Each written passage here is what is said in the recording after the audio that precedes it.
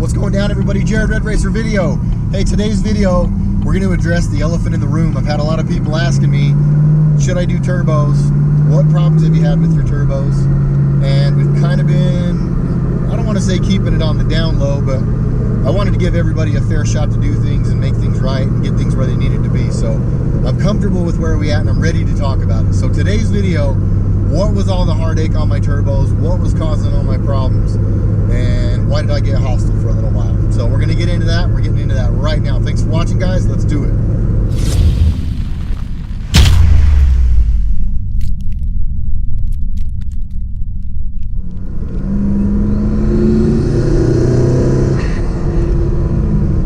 All right, guys. Once again, thanks for joining me. If this is your first time on the channel, this is the channel about car stuff, obviously. I am a car guy. I love Camaros, I love late model GM, I love all muscle cars and all imports. I appreciate them all. But primarily, we do late model GM performance around here. I hang out with a lot of like-minded people. We go out and do a lot of racing, a lot of fun stuff.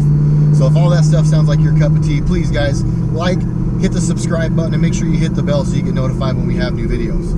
But like I said, guys, today's video, we are addressing the elephant in the room. What caused all of our heartache on the twin turbo build on my 2016 1SS Camaro, and would I recommend turbos to somebody else? First thing I'm going to say real quick, we have had 3 breakdowns, essentially breakdowns. We didn't break down all 3 times, but the car had to, well, it didn't have to be towed home the 3rd time, but I wouldn't have probably driven it home the 3rd time. So yeah, essentially we had to be towed home 3 times when we took the car out the first 3 times after we put turbos on it. In fairness, I got the car done and like the next day we took it to events. So that's not really the best recipe for going and testing or trying out your new build.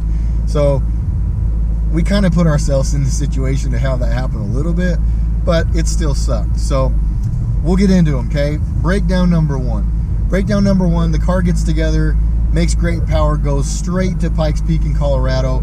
I start racing the car. I don't get very far into it. I'm running autocross. We melt a coupler. Actually, we melted the coupler the day before autocross when Jordan was street tuning the car. So, took it out, drove it down the freeway, just doing some data logging, made a couple wide open throttle pulls, coupler coming off the turbo pops. The reason that happened, guys, 6th gen bottom mount twin turbo Camaros, there is no room. There is none. I'm running baby turbos. They're only 57 millimeter. BorgWarner EFR 7163s, and they're not big. By V8 twin turbo standards, they're pretty small. Guitarmageddon, a lot of these guys that run big turbos or run turbos on their Camaros, a lot of them go bigger. Jeremy, my buddy at JDP, he's got like 65 millimeter turbos on his car, but his is a 5th gen Camaro. So, and his are also bottom mount. Guitarmageddon runs bigger turbos because he put them up top. I didn't want my turbos up top because that's a lot of heat in the engine bay. That's a lot of weight up top, which raises your center of gravity, and that weight is out front over the front of your car. And I don't want that for performance and handling because we do a lot of racing, road course, autocross, speed stop, a lot of that stuff. For those guys, it probably doesn't matter because they're just drag racing, it seems like. I'm not sure why you do that. These are world-class handling cars. I don't know why somebody would take one and make it a drag car, but to each their own. A lot of people don't understand why I do with my car what I do with my car, so it is what it is, whatever. Having said that, I went bottom mount. There's no room for anything under there. We're on baby turbos, and where the turbo comes out, it basically, where it points, it's pointed right back to the exhaust manifold, guys. And because of that, there's a rubber coupler that has to 90 right off the turbo. Hold on. Had to make a little lane change there. Hang on. Okay, we're good. So, there's a 90-degree rubber coupler that comes right off the turbo. It's sat about that far away from the exhaust manifold, the way that it was originally installed, and really kind of the way we could install it, the way the kit comes. And that didn't last long. We know wide open throttle pulls, pop the coupler, lose boost, essentially shut the car down for the whole weekend before we really even got to do anything. I did go out and make a couple of runs in autocross, only on 5 pounds of boost, and wastegate is 7, so we knew we had a boost leak. We finally just decided, hey, it's not worth it. We've got too much time and money into this thing. We're not going to keep pushing it. Let's just shut it down. So we shut it down for the weekend. I was sponsored by Detroit Speed for that event. It wasn't very cool, but that's what we had to do. You know, we decided to err on the side of caution, and we shut it down for that weekend. Go back to the drawing board, take the car back to JDP. It takes a while to get it back into the shop because they're busy. Any good shop should be busy. You shouldn't just be able to walk in and hand them your keys. If you can do that at your shop, be worried. So JDP gets back around to the car, get it in, make the changes, change the turbo. I think they actually had to clock the turbo different or undo stuff or whatever, but Jeremy gets it all back together to the best of the space provided will give us, and we take the car to the Drive Road Rally a couple of days after the car gets back together. So we keep testing these cars in big events, which is probably not the best plan, but whatever. You know, if we're gonna go big, we're gonna go big. So try to take it to the Drive Road Rally. I drive all the way to Denver, rallying the car pretty good. I was giving it the business, and everything seemed good. Got down there, start the rally the next day. We're driving through canyons, driving it hard. Things are hot, I'm sure. Things are moving around. I lose brakes. I almost crashed my car. I literally almost drove my car like off a canyon edge road. I mean, it was very, very scary. Car gets towed home from Denver to Utah, and we get it up in the air, and we find out there's a hole in a brake line. So essentially, where the turbos sit up above them, there's fuel lines and brake lines. And the turbos were moving enough, or the whole engine was moving enough, and they're solidly mounted to the engine. It was going up and rubbing a brake line. Rubbed a hole in a brake line, we lost brakes, breakdown number 2. So, car gets back fixed again, and again it has to wait to get into JDP, because again, they're busy. Any good shop is. If your shop's not busy and you can just walk in and hand them your keys, I know I'm saying it twice. I'm saying it twice on purpose. If you can just walk in and the shop can jump right on a car, that should make you nervous. If they're good, they will have demand and they will have a waiting list. Maybe not all of them, but most of them. That's a pretty general rules. That goes for dealerships, that goes for anybody. If they're busy, that's a good thing. Anyhow, breakdown number 2 is now fixed a couple of months later, because JDP had to get it in, make the changes, whatever. And we take the car to Fontana. Fontana, another Ultimate Street Car Association race. I actually got to day 2, so I did all my autocross on Saturday. I did all of my road rally, which is, you don't go fast or anything, it's just drive, check in, come back. Get into day 2, I do road course in the morning session, drove the car hard, got tons of boost, got going fast, got things hot, everything seemed good. Went and ran my speed stop runs. Did really well in speed stop. That was actually my best event in the, actually I know I lied, I got 3rd place in GT for design and engineering, but my best competitive event was speed stop. So we got the speed stop done, and during speed stop my methanol light came on, so I knew I was running low. Or no, sorry, during road course my methanol light came on. So I was watching air fuel, I was paying attention. Down one of the back stretches I was watching air fuel.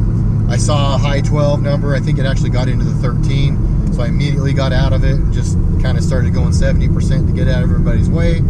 Got off the track, went straight back to the garage, hurried and filled up my methanol, went straight over to speed stop, because that's when you want to run speed stop, when your tires are warm and your brakes are warm. So we run over to speed stop, get ready, make my first run down as soon as I take off, because it's basically a drag race down a hairpin, a chicane, and you come back. I feel my car lose boost halfway down the first straightaway. So now that I'm versed in bottom mount twin turbos, I already knew we blew up probably that coupler again, but I knew for sure we lost boost. Jeremy gets out of the car, yep, it's the coupler again. So that's breakdown number 3. Pretty disheartening at that point. Jeremy and JDP had done everything that they could to get the car so that it wasn't going to melt that coupler. So at this point, the writing's on the wall. Having a rubber coupler off that turbo down there where all that heat is just not going to work. Get the car back, and again, it's got to sit and kind of wait until they can get to it. They can't just bone all their other customers out and throw my car back in the mix. As much as, from my standpoint, I think they should be able to, but from a a reality and what's best for the biggest group of people standpoint, that's probably not a realistic thing. So, car's got to sit around again. So at the end of the day, guys, it's 6 months later, and now here I have my car back. I have been driving it hard. I have not done any road course, but I have autocrossed it good. I have taken it out and done some wide open throttle stuff on the city streets, not where it was sketchy, obviously. I find freeways where there's plenty of space in front of me. I won't pass cars. I'm not a dummy. Well, I am a dummy, but I'm not a complete dummy. And the car's good. It hasn't melted. Jeremy wrapped the coupler this time with some tape. Another note, Kevin did send us a new elbow, so we're gonna replace that rubber coupler. We're gonna saw off the end of the turbo, and we're gonna weld on a coupler that is metal. So that, oh, sorry guys, the boss is calling. I'm recording a video. I'm on my way home. I'll see you in a sec. Love you. Love ya. Okay. So we're gonna weld on a metal elbow there. It's gonna be a metal coupler or aluminum or whatever it is. I'm not sure, but it'll essentially move the rubber. We still want a rubber coupler somewhere to provide just a little flex, but we're gonna move it back away from the heat. But for right now, the coupler is in there again. We've spaced it as much as we can, and Jeremy's wrapped it up with some radiant heat shield tape type stuff. So I'm praying that'll at least get it through until we can get the turbo off again and get that put on and welded on and ready to go. So in closing, guys, here's what I'm going to tell you. And this may serve true on a lot of bottom mount twin turbo cars, but it definitely will help you guys that are going to do bottom mount 6th gen kits. There is no room. You're not going to be able to put big turbos in there. Baby turbos are going to be a stretch to get them in there, but you will get them in there. Be ready for some hiccups though, you know. Don't throw your hands in the air and freak out, you know, when things don't work out. I did freak out at one point on AGP and JDP, and I probably shouldn't have. I still feel like on my side of stuff, I know why I was frustrated, and I feel like I had a right to be, but looking at it just sheerly from their side of things now also, I mean, they were doing everything they could. They were trying as hard as they can. And Kevin from AGP, oh, reminder, dinner with Grandpa. Kevin from AGP did send out the parts and do some stuff to, you know, try and remedy things now that they've got it there. I feel like I should have had those parts months ago when they knew that they were going to switch to that on all their other kits, but who am I to say? I don't know what the proper procedure for those things are. I would have just sent the parts out to somebody had I designed the kit, but to each their own. But you're going to run into heat issues, guys. You're going to want to wrap everything you can. And a lot of guys that are super versed in turbos are probably watching this going, well, yeah, duh, everybody knows that. But again, on 5th gen twin turbo Camaros that are bottom out, there's room where you're not melting stuff. It's not all packed in there nearly as tight. So it is what it is. Now we know. So you're going to have heat issue, guys. You're going to have stuff that moves around. I would highly recommend that you put solid engine mounts in. We did. Once we were up through the brake line and we knew things were moving around too much, we went to a solid engine mount, and that's what I would highly recommend you guys do. And again, just heat. Just keeping everything away from heat the best you can. Be ready for some hiccups. Be ready for some challenges. Turbos are definitely more complicated than superchargers, at least top mount superchargers. It's a whole new beast. But having said that, I am very happy with the power. I'm very happy with this car. You guys have probably heard in the video, I love the noises. I'm happy. I'm very, very happy with where we are. But having said that, we've still got a couple little things we're going to want to do before we're ready to say we can go take this car and do anything in it and have it make it through and be fine. But, you know, so far a week and a half of driving and tons of miles and tons of fuel through this thing, and no problem. So we're going to keep going. We're going to wrap a few more things. We're going to aluminum. We're going to put that aluminum elbow on, or that metal elbow on, to kind of eliminate that. And then I know for sure we won't have any problems there. And other than that, guys, everything seems good. I hope that was able to help you guys. I know there's going to be a lot of people going to be doing turbos. And I've already had a lot of people message me and ask me what I think and what were the problems with the kit, which spurred me to make this video for the rest of you, so you know my impressions and my experience with these turbos. One of my buddies on Facebook, and we call and text each other now as well, he kind of, maybe not directly, but kind of said something that kind of felt like he called me out a little bit online, and I'm glad he did. And he basically said, you know, the guys that are doing these things should be open with people and tell them the problems that they have, so that everybody in the community can benefit from it.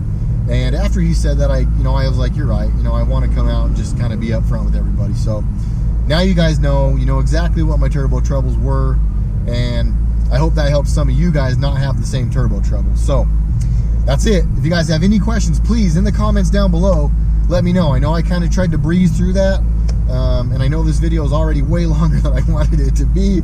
So in the comments, let me know what I missed, guys. Please hit like if you guys like this video. If the information was good, please let me know in the comments.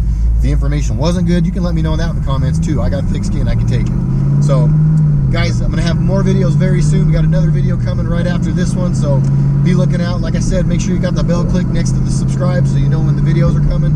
And I look forward to seeing you guys on another RedRacer video very, very soon. Thank you guys so much to all who've supported to this point, and we will see you guys on the next one.